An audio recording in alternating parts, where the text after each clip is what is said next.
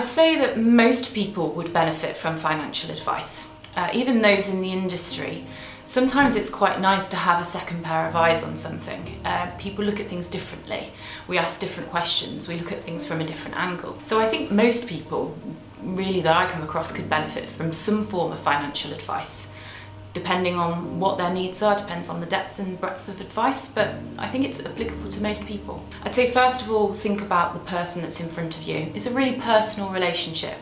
Think about whether you can see yourself working with that financial advisor going forward over many years. You want to have that longevity of relationship. You want them to really understand you and your family and your goals. So definitely just consider them as a person and whether you could work with them. Also have a look to see what qualifications they've got. Make sure that they're fully qualified. Check them out on the internet.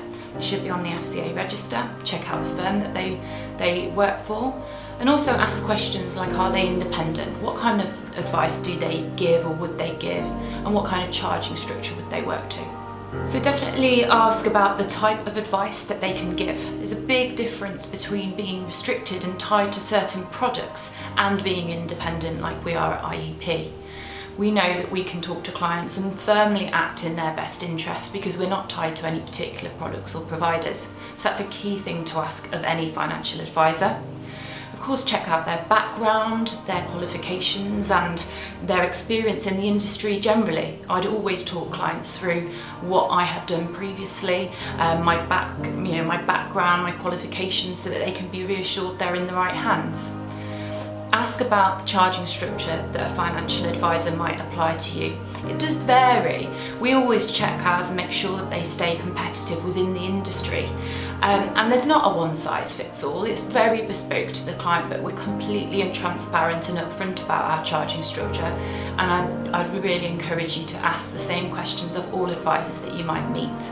So a good financial advisor will be asking you a lot of detail about your situation. It's really personal what you're trying to achieve with your money. It varies from client to client.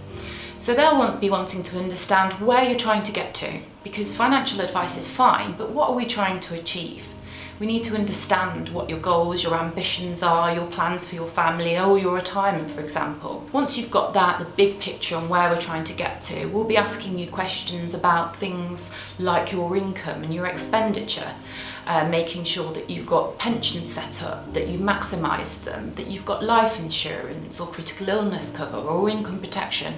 So many angles, and really it's a fact-finding mission to try and find out all of the key information that we need, from you to be able to give advice.